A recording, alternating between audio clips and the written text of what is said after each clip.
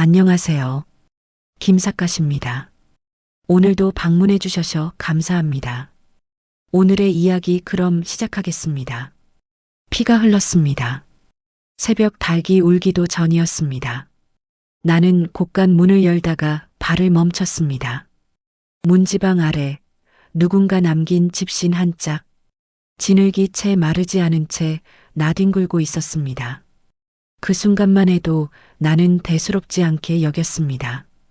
밤사이 들짐승이라도 다녀갔겠거니 했습니다. 그런데 곳간 안으로 한 발짝 들어서자마자 고약한 냄새가 코를 찔렀습니다. 썩은 집더미 냄새가 아니었습니다. 쇳내였습니다. 핀내였습니다. 나는 강치복, 올해 29입니다. 한양 도성 외곽 과천 들목에서 두 마장 남짓 떨어진 이곳 윤참판 어른댁에서 12해를 살았습니다. 세조 임금께서 왕위에 오르신 해였으니 나라 안팎이 뒤숭숭하기 짝이 없던 시절이었습니다. 권세 있는 집 담장 안에서도 밤이면 수군거리는 소리가 끊이질 않았고 낮이면 어디선가 불온한 소문이 흘러들어왔습니다. 단종 어린 임금을 따르던 충신들이 피를 흘렸다는 이야기, 한양 저작거리에서 영모에 연루되었다는 죄목으로 포도청 나졸들이 사람을 끌어갔다는 이야기. 나 같은 머슴에게는 그 모든 것이 먼 하늘의 번개처럼 느껴졌습니다. 다가오면 두렵지만 당장 내 발밑을 적시지는 않는 것처럼. 그날 아침 나는 곳간 안에서 죽어가는 개 한 마리를 발견했습니다. 뒷다리에 상처를 입고 피를 흘리며 쓰러져 있었습니다. 발버둥치다가 쌀자루 3개를 쓰러뜨린 모양이었습니다. 나는 재빨리 개를 끌어내어 헌 삼배천으로 상처를 동염했습니다. 그리고 쓰러진 자루들을 다시 세웠습니다. 그런데 자루를 바로잡으면서 손끝에 이상한 느낌이 왔습니다. 자루 하나가 유독 가볍습니다. 겉은 멀쩡해 보이는데 안이 비어 있습니다. 아랫부분을 만져보니 실이 풀린 자국이 있었습니다. 아주 정교하게 다시 꿰맨 흔적도 있었습니다. 나는 그때 처음으로 이상하다는 생각을 했습니다. 허나 그것이 무엇을 의미하는지 당장은 알지 못했습니다. 나는 늘 그렇듯 마당을 쓸고 장작을 패고 우물에서 물을 길었습니다. 내 옷차림은 늘 같았습니다. 무명 홉적사미에 허름한 달령 대신 소창으로 지은 저고리를 걸쳤고 아래는 무명 바지에 집신을 신었습니다. 겨울이 가까워지면 안에 솜을 누빈 저고리 한 겹을 더 입었지만 그것도 이미 3번을 기워 입은 것이었습니다. 머리는 갓을 쓸 신분이 되지 못하니 방건도 없이 그저 망건으로 틀어 올리고 다녔습니다. 나는 어릴 적부터 이 집에서 살았습니다. 아버지가 윤참판 어른의 전주인, 그러니까 윤참판 아버지 되시는 윤판서 어른댁에 진 빚 때문에 나를 맡기고 떠났습니다. 그것이 17살 때의 일이었습니다. 어머니는 그보다 훨씬 전에 역병으로 돌아가셨습니다. 형제도 없었습니다. 그러니 이 집이 내게는 고향이나 마찬가지였고 이 마당이 내 세상의 전부였습니다. 윤참판 어른은 나이가 58이었습니다. 허리가 굽고 기침을 자주 했지만 눈매는 여전히 날카로웠습니다. 회색심의 자락을 늘 단정히 여미고 손에서는 옥으로 만든 가끈 고리가 떠나질 않았습니다. 과거에 예조 참판을 지내셨다지만 세조 임금이 오르신 뒤로 관직에서 물러나 이 집에서 조용히 지내고 계셨습니다. 어느 편에도 서지 않으려는 노인의 처세였는지 혹은 이미 편을 잘못 썼다가 겨우 목숨을 건진 노인의 지혜였는지 나는 알지 못했습니다. 그 어른의 곳간을 도맡아 관리하는 사람이 최상두였습니다. 나이는 41. 얼굴이 넓적하고 목이 굵었으며 늘 짙은 갈색 직령 포를 걸치고 다녔습니다. 허리춤에 늘 크고 두꺼운 전대를 찼는데 그 안에 무엇이 들었는지는 아무도 몰랐습니다. 눈이 작고 빠르게 굴러다녔습니다. 웃을 때는 입꼬리만 올라갔습니다. 나는 어쩐지 그 사람이 불편했습니다. 말을 할 때마다 내 뒤통수 어딘가를 보는 것 같은 느낌이 들었기 때문입니다. 하지만 그것도 그날까지는 그냥 느낌일 뿐이었습니다. 닭이 세 번째 울 무렵 나는 장작을 마지막으로 쌓아 올리고 손을 탁탁 털었습니다. 내 바람은 그날도 오늘 하루를 성실히 사는 것 뿐이었습니다. 더도 말고 덜도 말고. 그런데 그 평범한 아침의 끝자락에서 운명은 나에게 먼저 말을 걸어왔습니다. 마른 하늘의 날벼락처럼 아무 예고도 없이. 바로 그날 오후 나는 나루터에서 그녀를 만났습니다. 장터는 과천 들목을 지나 강을 건너야 했습니다. 나는 윤참판 어른의 심부름으로 장터에 나갔습니다. 사야 할 것들의 목록을 머릿속에 새기고 허리춤에 동전 꾸러미를 단단히 묶었습니다. 11월 초순이었습니다. 낙엽이 다 지고 바람이 칼날처럼 불기 시작할 무렵이었습니다. 한강 줄기에서 불어오는 강바람은 뼈를 애는 듯 했습니다. 나는 무명으로 지은 방한 중치막 하나를 두르고 있었는데 안감이 얇아서 바람이 그대로 파고들었습니다. 장터는 북적였습니다. 생선 장수, 옹기 장수, 약재 장수가 저마다 목청을 높였습니다.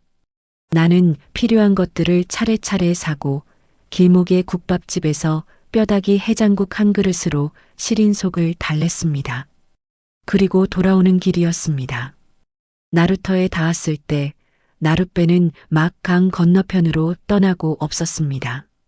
다음 배가 올 때까지는 1시경쯤 기다려야 했습니다. 나는 자리를 잡고 앉으려다 그녀를 보았습니다. 강가 갈대밭 끝 버드나무 뿌리 근처에 여인이 하나 쪼그리고 앉아 있었습니다. 23쯤 되어 보였습니다. 저고리는 연한 쑥색이었는데 군데군데 기운 자국이 있었고 치마는 무명 호치마였습니다. 날씨가 이렇게 추운데 솜을 두지 않은 호도시였습니다. 머리는 쪽을 지었지만 비녀가 없어서 나뭇가지 하나로 대신 꽂아 넣은 것이 보였습니다.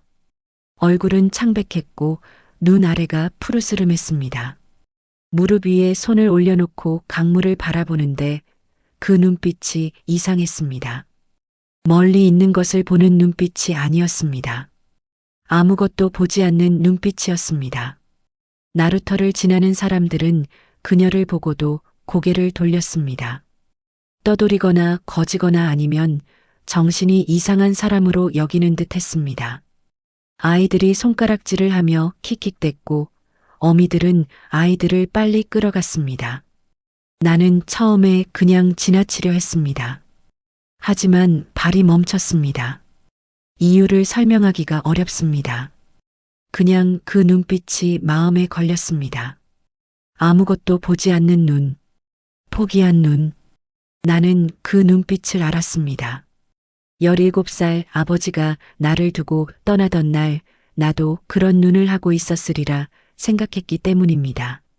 나는 장터에서 사온 것들 사이에서 국밥 한 그릇 값을 찾았습니다. 다시 길목의 국밥집으로 돌아가 뼈다귀 국 한 그릇을 사왔습니다.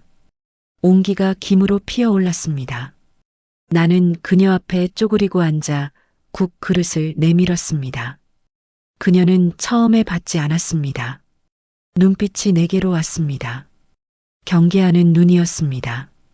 오래 혼자 살아온 사람에게서 풍기는 낯선 친절을 쉬이 믿지 못하는 눈이었습니다. 나는 그냥 국그릇을 그녀 옆 땅바닥에 놓고 일어났습니다. 그리고 떨어져 앉아 배를 기다렸습니다. 강물이 회색빛으로 흘렀습니다. 바람이 갈대를 흔들었습니다. 잠시 후 국 마시는 소리가 들렸습니다.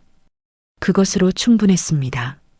그날은 그것으로 충분하다고 생각했습니다.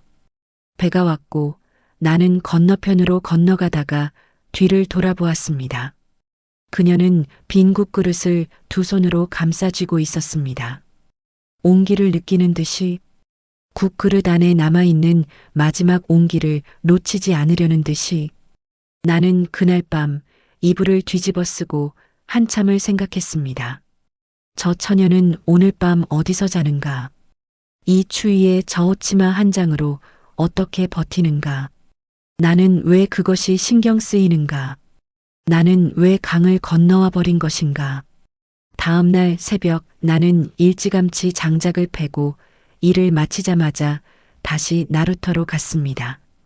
그녀는 아직 거기 있었습니다. 어젯밤 갈대밭 사이에서 잔 것 같았습니다. 갈대잎이 머리카락에 꽂혀 있었고 볼이 동상에 걸리기 직전처럼 붉고 딱딱해 보였습니다. 그때 나는 처음으로 그녀에게 이름을 물었습니다. 그녀는 오랫동안 대답하지 않았습니다. 바람이 두 번쯤 갈대를 흔들었습니다. 그리고 그녀는 아주 작은 목소리로 말했습니다. 연아. 그것이 그녀의 이름이었습니다. 연꽃 연의 꽃화. 이름과 달리 그녀의 삶은 흙탕물에 뿌리를 박은 채 줄기를 펴지 못하고 있었습니다. 나는 사흘을 고민했습니다. 일을 하면서도 밥을 먹으면서도 잠을 청하면서도 머릿속에서는 같은 생각이 맴돌았습니다. 저 처녀를 그냥 두는 것은 죽으라고 내버려 두는 것과 다를 바 없다는 생각. 그렇다고 내가 해줄 수 있는 것이 무엇인가 하는 생각. 나는 머슴이었습니다. 방 한 칸 내 것이 없었습니다. 논 한 떼기도 밭 한 고랑도 내 이름 아래 있지 않았습니다. 윤참판 어른 댁의 뒤뜰 한 귀퉁이, 다 쓰러져가는 행랑채 방 하나가 내가 사는 곳의 전부였습니다. 하지만 나는 결국 결심했습니다. 겨울이 닥치기 전에 해야 한다고 생각했습니다. 사흘째 되는 날 나는 윤참판 어른 앞에 무릎을 꿇었습니다. 어른은 사랑채 대청에서 책을 읽고 계셨습니다. 촛불이 하나 켜져 있었고 방 안은 고요했습니다. 나는 이마가 마루에 닿도록 절을 올리고 말씀드렸습니다. 나루터에서 만난 처녀의 사정을 말씀드렸습니다. 혼인을 하고 싶다고 말씀드렸습니다. 더 열심히 일하겠다고 말씀드렸습니다. 먹을 것은 없어도 굶기지는 않겠다고 말씀드렸습니다. 윤참판 어른은 한동안 말씀이 없으셨습니다. 촛불이 흔들렸습니다. 어른은 결국 기침을 한 번 하시더니 뒤뜰에 있는 작은 행랑 하나를 내어주겠다고 하셨습니다. 그것도 마지못한 표정으로. 어른의 눈빛에는 걱정이 있었습니다. 씻지도 못하고 말도 별로 없는 떠돌이 처녀를 대뜸 데려온다는 것에 대한 걱정인지 아니면 머슴 하나가 분수를 넘어서려 한다는 데 대한 불쾌함인지는 모를 일이었습니다. 마을이 수군거렸습니다. 그것은 예상한 일이었습니다. 이 집안에서 허드렛 일을 맡아보는 여자 종들이 수군거렸고 사랑채를 드나드는 양반 댁 손님들이 수군거렸고 장터에서 마주친 마을 사람들이 수군거렸습니다. 어디서 굴러왔는지도 모를 처녀를 머슴놈이 덜컥 데려왔다고. 내력도 없고 집안도 없고 말도 않는 여자라고. 필시 무슨 사연이 있을 거라고. 나쁜 사연일 거라고. 나는 그 소리들을 모두 들었습니다. 하지만 흔들리지 않았습니다. 나는 30이 다 되도록 나를 위해서만 살았습니다. 나를 위해서가 아니라 누군가의 울타리가 되어보는 것이 처음이었습니다. 그 낯설미 오히려 나를 단단하게 만들었습니다. 연하는 뒤뜰 행랑채로 들어오던 날 문 앞에서 오랫동안 서 있었습니다. 방 안을 들여다보면서 나는 옆에서 말없이 기다렸습니다. 한참이 지난 뒤에야 그녀는 조용히 문지방을 넘었습니다. 지프로 엮은 얇은 이불 한 채와 낡은 논요강이 전부인 방이었지만 그녀는 그것을 보는 눈빛이 조심스러웠습니다. 마치 세상에서 처음으로 자기 공간을 갖게 된 사람 같은 눈빛이었습니다. 나는 그때 알았습니다. 이 작은 결심이 내 삶을 얼마나 다르게 만들지는 몰랐습니다. 하지만 이것이 옳다는 것은 알았습니다. 연하는 내게 짐이 아니었습니다. 처음부터 그녀는 짐이 아니었습니다. 나는 그냥 그것을 알았습니다. 연하는 말이 없었습니다. 하루에 10마디를 하는 날이 드물었습니다. 아침에 일어나 마당을 쓸고 국을 끓이고 반찬을 만들고 빨래를 하고 뒤뜰 텃밭을 살피는 내내 그녀는 조용했습니다. 여자 종들이 말을 걸어오면 짧게 대답하고 돌아섰습니다. 윤참판 어른이 무슨 심부름을 시키면 말없이 하고 조용히 물러났습니다. 처음에는 마을 사람들이 그것을 이상하게 여기거나 무례하다고 했습니다. 하지만 나는 알았습니다. 그것은 무례함이 아니었습니다. 오랫동안 자기 말을 들어주는 사람이 없었던 사람의 습관이었습니다. 연하에게는 대신 눈이 있었습니다. 그녀의 눈은 아주 조용하고 느리게 움직였습니다. 하지만 한번 무언가를 포착하면 쉽게 시선을 거두지 않았습니다. 마당 한켠에서 일을 하면서도 그 눈은 늘 어딘가를 살피고 있었습니다. 나는 처음에 그것을 그냥 습관이라 생각했습니다. 오랫동안 혼자 떠돌아다닌 사람은 주변을 늘 살펴야 했을 테니까. 그런데 그녀가 유독 자주 시선을 두는 곳이 있었습니다. 곡간이었습니다. 그리고 곡간을 드나드는 최상두였습니다. 겨울이 들어서면서 곡간 출입이 잦아졌습니다. 날씨가 추워지면 상단의 미삼들이 곡식을 가지러 오기도 하고 마을의 어려운 사람들에게 윤참판 어른이 베풀기도 하고 제사 음식을 준비하는 일도 생겼습니다.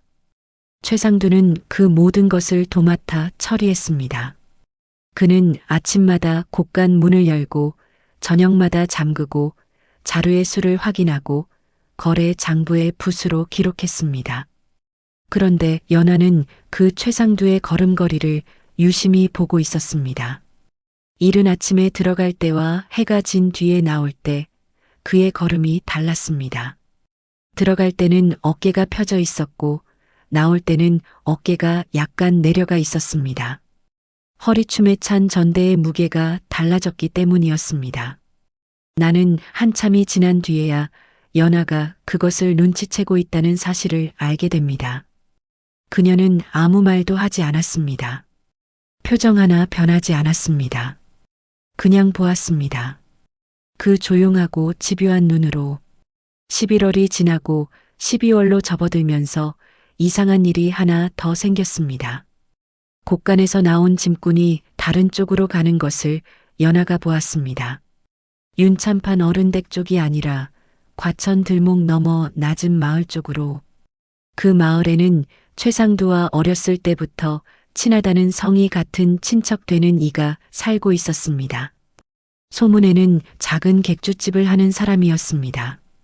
연하는 그것도 눈에 담았습니다. 여전히 말없이. 나는 연하가 왜 말하지 않는지 나중에야 이해했습니다. 그녀는 확신이 없을 때 말하지 않았습니다. 느낌만으로 사람을 모함하는 것이 얼마나 위험한 일인지를 아는 사람이었습니다. 아마 그녀 자신이 근거 없는 소문과 의심으로 많은 것을 잃어본 사람이었을 것입니다. 그래서 그녀는 확인할 때까지 기다렸습니다. 기다리면서 눈에 새겼습니다.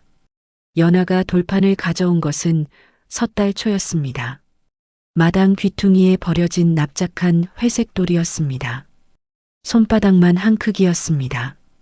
그녀는 그것을 가져다 뒤뜰 행랑채 방 안에 두었습니다.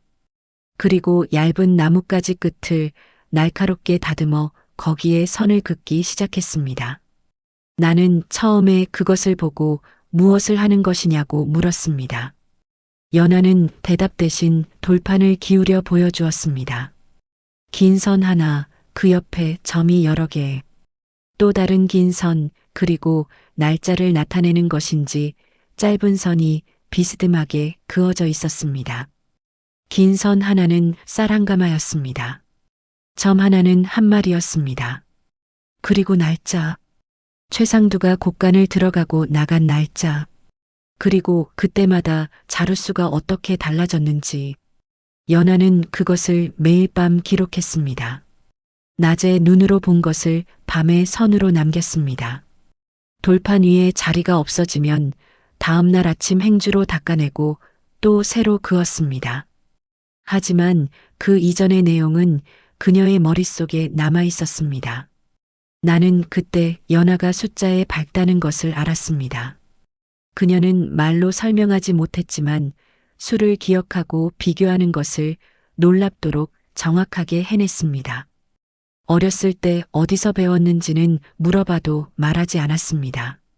다만 그녀가 돌판 위에 남기는 기록은 흔들림이 없었습니다. 나는 조금씩 걱정이 되기 시작했습니다. 연하가 기록하는 것은 단순한 관찰이 아니었습니다. 그것은 증거였습니다. 만약 최상두가 정말로 곡간의 곡식을 빼돌리고 있다면 연하가 기록하는 것은 그것을 밝힐 수 있는 증거였습니다. 하지만 그것이 밝혀지기 전에 연하가 눈치를 챘다는 것이 먼저 드러난다면 최상두는 마을에서 오래 뿌리를 내린 사람이었습니다. 뒤에 무슨 힘이 있는지 알 수 없었습니다. 연하는 말도 없고 내력도 없는 떠돌이 처녀였습니다. 만약 최상두가 먼저 손을 쓴다면 연하의 기록은 오히려 연하를 해치는 무기가 될 수도 있었습니다. 나는 연하에게 그만두라고 했습니다. 위험하다고 했습니다. 우리가 관여할 일이 아니라고 했습니다. 연하는 고개를 들어 나를 보았습니다. 그 눈빛이 지금도 기억납니다. 화가 난 눈빛도 아니었고 고집을 부리는 눈빛도 아니었습니다. 그냥 맑은 눈빛이었습니다. 흔들리지 않는 눈빛이었습니다. 그녀는 그냥 다시 돌판으로 눈을 내렸습니다. 그리고 선을 계속 그었습니다. 나는 그 순간 처음으로 이 사람이 나보다 용기가 있는 사람이라는 것을 알았습니다. 그리고 그 용기가 두렵기도 하고 존경스럽기도 했습니다. 정월이 가까워지면서 마을에 이상한 소문이 돌기 시작했습니다. 밤마다 곡간 근처를 어슬렁거리는 여자가 있다는 소문이었습니다. 처음에는 여자 종들 사이에서 오가는 이야기였습니다. 그런데 그것이 점점 커지면서 마을 사람들 입에까지 오르내렸습니다. 무슨 도둑질을 하려는 것이 아니냐는 이야기까지 나왔습니다. 내력도 없는 떠돌이 처녀가 머슴 방에 얹혀 사는 주제에 밤마다 곡간을 기웃거린다고, 필시 기회를 보는 것이라고, 그 소문의 진원지가 어디인지는 묻지 않아도 알 것 같았습니다. 나는 연하에게 제발 밤에는 곡간 쪽으로 가지 말라고 했습니다. 낮에 보이는 것만 기록하면 된다고 했습니다. 윤참판 어른이 이 소문을 들으시면 연하를 이 집에서 내보낼 수도 있었습니다. 나 역시 오랫동안 쌓아온 신뢰를 잃을 수 있었습니다. 연하는 이번에도 오랫동안 말이 없었습니다. 그리고 밤이 되면 다시 나가려 했습니다. 우리는 처음으로 다투었습니다. 다툰다고 해도 연하가 목소리를 높이는 일은 없었습니다. 나만 말이 많아졌습니다. 나는 무섭다고 했습니다. 사람들이 연하를 해치면 어떻게 하느냐고 했습니다. 최상두가 무슨 짓을 할지 모른다고 했습니다. 연하는 결국 입을 열었습니다. 짧게, 조용하게. 그녀가 말했습니다. 두렵다는 것은 알지만 진실이 사라지면 더 무서운 일이 생긴다는 것도 안다고. 그리고 이 집의 양식이 빠져나가면 결국 이 집에 기대어 사는 사람들이 굶는다고. 우리도 그 사람들 중 하나라고. 나는 그 말에 할 말이 없어졌습니다. 그녀가 옳았습니다. 나는 두려움 때문에 눈을 감으려 했습니다. 연하는 두려움 속에서도 눈을 뜨고 있었습니다. 소문이 퍼지는 동안 최상두의 움직임은 더 빨라졌습니다. 낮에도 여러 차례 곡간을 들락거렸고 저녁이면 장부를 들여다보며 무언가 고치는 것 같았습니다. 나는 그것을 직접 본 것은 아니지만 여자 종들의 이야기에서 단편적으로 들었습니다. 연하는 그 모든 변화를 눈에 담았습니다. 속도가 빨라지는 것 자체가 증거라는 것을 그녀는 알고 있었습니다. 윤참판 어른이 한양 나들이를 간다는 소식이 들려온 것은 정월 초사흘이었습니다. 어른은 이래쯤 후에 돌아오실 예정이었습니다. 연하의 눈빛이 그때 처음으로 날카롭게 빛났습니다. 윤참판 어른이 한양으로 떠나신 지 닷새째 되는 밤이었습니다. 달이 없는 밤이었습니다. 하늘에는 별이 많았지만 마당은 깊은 어둠 속에 잠겨 있었습니다. 나는 잠을 이루지 못하고 방 안에서 뒤척이고 있었습니다. 연하는 이미 밖에 나가 있었습니다. 나는 말리는 것을 포기했습니다. 대신 나도 몰래 밖으로 나와 사랑채 기둥 뒤에 몸을 숨기고 곳간 쪽을 바라보았습니다. 최상두가 움직이고 있었습니다. 혼자가 아니었습니다. 짐꾼 2명이 함께였습니다. 처음 보는 얼굴들이었습니다. 밖에서 데려온 사람들인 것이 분명했습니다. 그들은 곳간에서 자루를 꺼내어 달구지에 실었습니다. 달구지 위에 짚을 덮어 감추었습니다. 소리를 죽이면서 움직였지만 자루가 땅에 끌리는 소리는 어쩔 수 없었습니다. 나는 숨을 죽였습니다. 심장이 빠르게 뛰었습니다. 어딘가에서 개 짖는 소리가 들렸습니다. 최상두가 잠깐 멈칫했습니다. 그리고 다시 빠르게 자루를 실었습니다. 달구지가 곧 움직이려 하고 있었습니다. 그때였습니다. 마을 입구 쪽에서 북소리가 울렸습니다. 둥, 둥, 둥. 야경꾼의 북소리였습니다. 매일 밤 마을을 돌며 불조심을 알리는 소리였습니다. 그런데 그날 밤의 북소리는 유독 크고 가까웠습니다. 야경꾼이 평소와 다른 길을 돌고 있었던 것인지 아니면 다른 이유가 있었던 것인지 나는 나중에야 알게 됩니다. 북소리가 울리자 이 집 담장 안의 사람들이 하나둘 깨어났습니다. 여자 종들이 방문을 열었습니다. 사내종이 마당으로 나왔습니다. 담장 너머 이웃집게가 짖었습니다. 마을 전체가 그 소리에 잠에서 깨어나는 것 같았습니다. 최상두는 달구지를 그 자리에 멈춰 세웠습니다. 짐꾼들이 흩어졌습니다. 그들은 소리도 없이 담장 너머로 사라졌습니다. 최상두는 달구지 옆에 남겨졌습니다.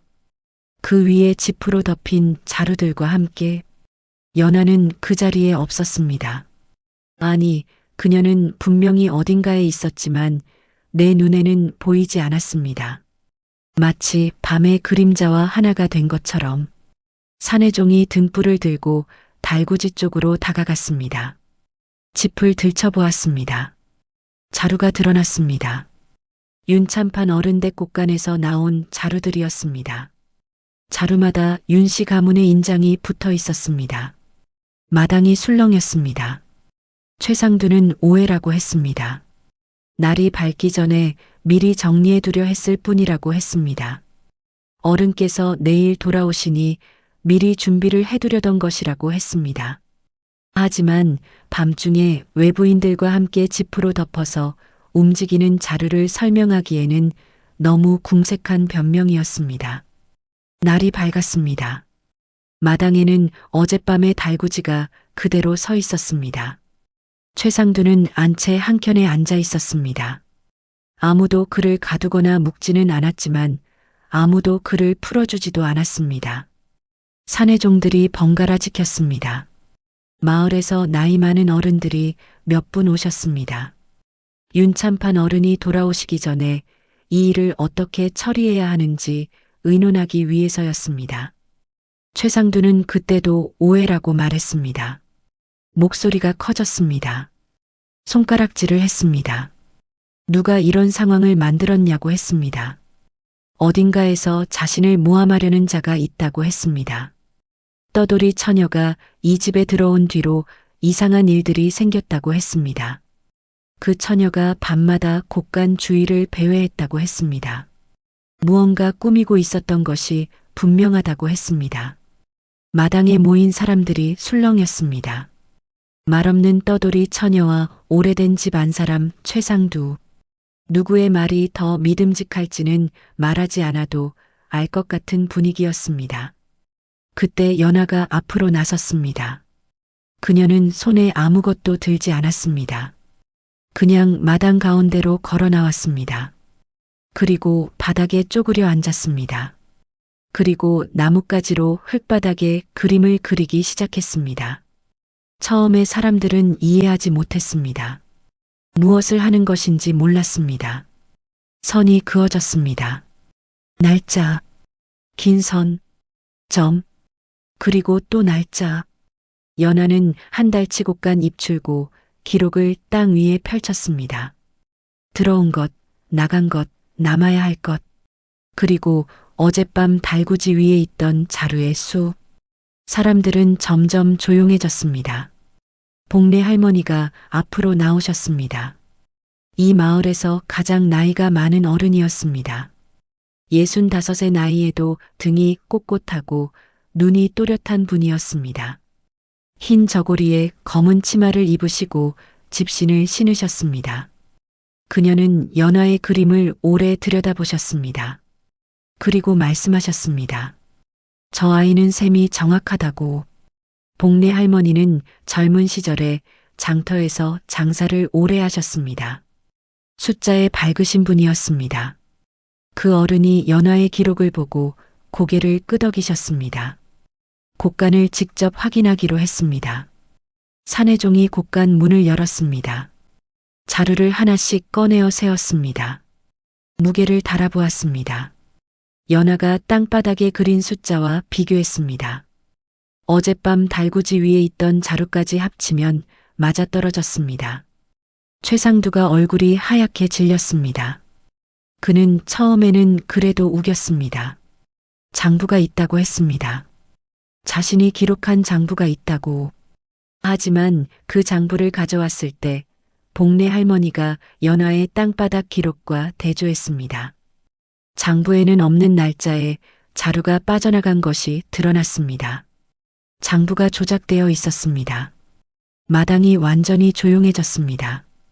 최상두는 더 이상 말을 하지 않았습니다. 그리고 연하도 말을 하지 않았습니다. 그녀는 그림을 다 그리고 나서 나뭇가지를 내려놓고 조용히 뒤로 물러났습니다. 그 눈빛은 승리자의 눈빛이 아니었습니다. 그냥 끝났다는 눈빛이었습니다. 진실이 제자리를 찾았다는 눈빛이었습니다. 나는 그때 연하 옆에 서 있었습니다. 아무 말도 하지 않고 그냥 옆에 있었습니다. 그것으로 충분했습니다. 윤참판 어른이 한양에서 돌아오신 것은 그로부터 이틀 뒤였습니다. 어른은 말에서 내리자마자 마당의 분위기가 달라진 것을 아셨습니다. 사람들의 눈빛이 말하지 않아도 무언가 큰 일이 있었음을 전하고 있었습니다. 어른은 사랑채에 앉으시고 모든 사정을 들으셨습니다. 복례 할머니가 직접 오셔서 말씀하셨습니다. 나도 불려 들어갔습니다. 연하는 들어오라는 말에도 문 밖에서 기다렸습니다. 윤참판 어른은 오랫동안 아무 말씀이 없으셨습니다. 어른은 결국 눈을 감으시고 긴 숨을 내쉬셨습니다. 그 숨에는 여러 가지가 섞여 있었습니다. 자신이 오랫동안 믿어온 사람에게 속았다는 배신감, 그것을 미리 알아채지 못했다는 자책, 그리고 연하라는 말없는 처녀 덕에 뒤늦게나마 진실을 알게 되었다는 복잡한 감정. 최상두는 그날로 이 집의 곡간 관리를 맡지 않게 되었습니다. 어른은 그를 관가에 넘기지는 않으셨습니다. 오랫동안 집안에서 일한 인연을 완전히 끊는 것을 어른은 원치 않으셨습니다. 하지만 어른의 집에서 그의 자리는 사라졌습니다. 그는 조용히 짐을 꾸렸습니다. 짐을 꾸리면서 한 번 뒤를 돌아보았는데 나는 그 눈빛을 보았습니다. 억울함이라기보다는 부끄러움에 가까운 눈빛이었습니다. 나는 그것을 보고 오히려 마음이 씁쓸했습니다.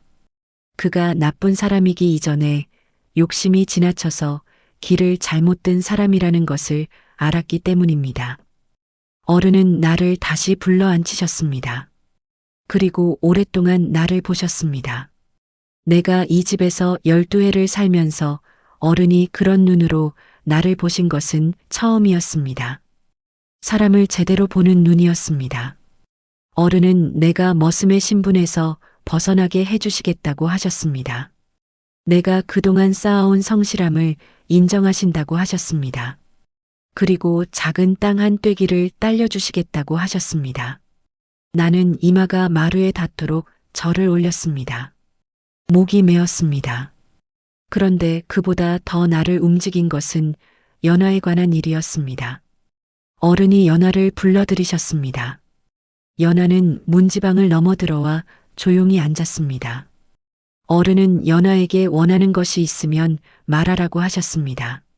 마을 사람들이 어른께서 연화에게 재물을 내릴 것이라 수군거렸습니다. 당연한 포상이라고 했습니다. 연화는 잠시 생각하다가 입을 열었습니다. 곡간을 복례 할머니가 맡아 관리해 주셨으면 한다고 했습니다. 공정하게 기록하고 공정하게 나눌 수 있는 사람이 그분이라고 했습니다. 어른은 눈썹이 올라갔습니다. 재물을 원하지 않고 그것을 원한다고? 마당에 있던 사람들이 조용해졌습니다. 복례 할머니는 그 말을 들으시고 한참 동안 연화를 바라보셨습니다. 그 눈빛이 무척 따뜻했습니다. 어른은 결국 고개를 끄덕이셨습니다. 그렇게 하겠다고 하셨습니다. 그날로 복례 할머니가 곡간 열쇠를 받으셨습니다. 마을은 처음에 놀랐습니다. 재물 대신 그런 것을 원한다는 것을 이해하지 못하는 사람들이 많았습니다. 하지만 나는 알았습니다. 연화에게는 재물보다 중요한 것이 있었습니다. 공정한 세상이었습니다. 적어도 자신이 보이는 이 작은 마당 안에서만큼은 진실이 제자리를 지키는 세상이었습니다. 그녀는 그것을 원했습니다.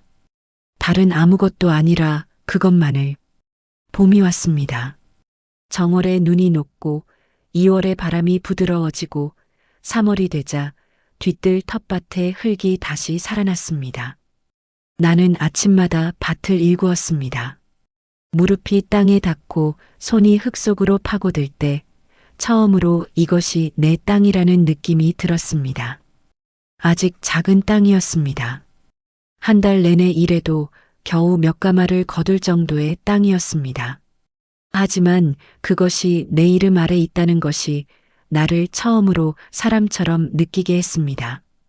연화는 텃밭에 씨를 심었습니다. 쪽파, 아욱, 상추, 고추.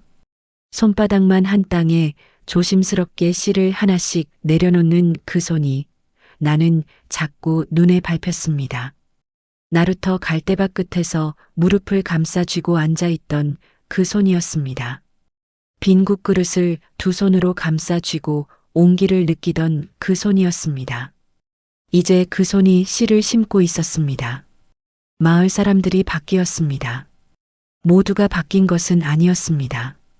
여전히 수군거리는 사람들도 있었습니다.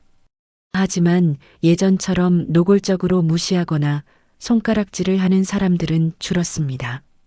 장터에서 마주치면 눈인사를 건네는 사람들이 생겼습니다. 복례 할머니가 가끔 뒤뜰로 찾아와 연화와 나란히 앉아 무언가를 이야기했습니다. 연화가 그 자리에서 웃는 것을 나는 처음으로 보았습니다. 소리가 없는 웃음이었지만 분명한 웃음이었습니다. 어느 날 저녁 밭일을 마치고 들어오다 나는 연화가 방 안에서 무언가를 그리고 있는 것을 보았습니다. 전에 쓰던 돌판이 아니었습니다. 복례 할머니가 가져다 주신 낡은 한지 조각이었습니다. 연화는 거기에 그림을 그리고 있었습니다. 먹이 없어서 숟가루를 물에 개어 나뭇가지로 그었습니다. 세 사람이 손을 잡고 있는 그림이었습니다. 가운데 사람은 연화 자신인 것 같았습니다. 양쪽에 키가 다른 두 사람이 손을 잡고 있었습니다. 한쪽은 나, 다른 한쪽은 복례 할머니인 것 같았습니다. 나는 그 그림을 한동안 들여다보았습니다. 연하는 돌아보지 않았습니다. 그냥 그림을 완성하고 조용히 내려놓았습니다. 숟가루가 채 마르지 않아 번질 것 같았지만 연하는 그것을 조심스럽게 바닥에 내려놓고 마르기를 기다렸습니다. 나는 밖으로 나와 마당 귀퉁이에 앉았습니다. 노을이 지고 있었습니다. 하늘이 붉었다가 주황이 되었다가 점점 어두워졌습니다.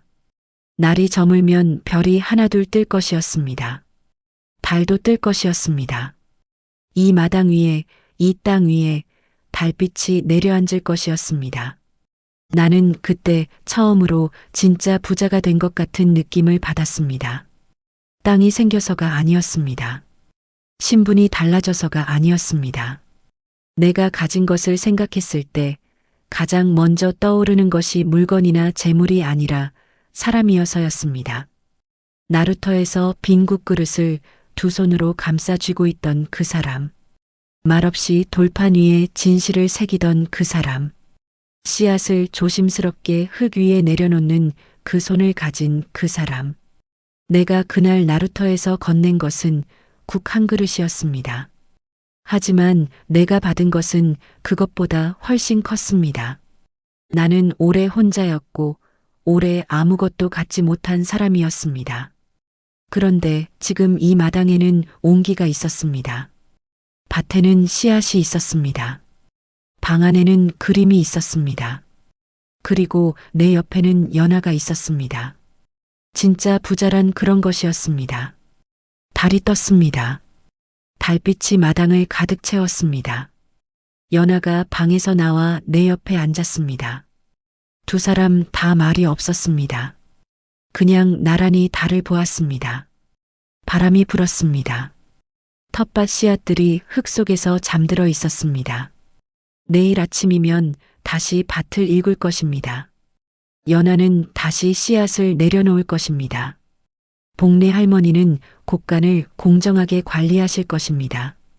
윤참판 어른은 기침을 하시면서도 사랑채 대청에서 책을 읽으실 것입니다. 마을은 계속 수군거리겠지만 그보다 더 많은 것들이 그 소리 위에 쌓여갈 것입니다. 세상이 흔들리는 시절이었습니다. 왕이 바뀌고 충신이 피를 흘리고 권세가 오르내리는 시절이었습니다.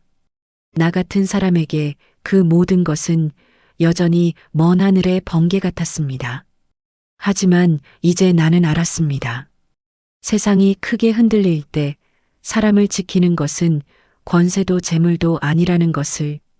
나루터에서 건넨 따뜻한 한 그릇, 돌판 위에 새긴 작은 진실, 손을 잡고 서 있는 세 사람의 그림.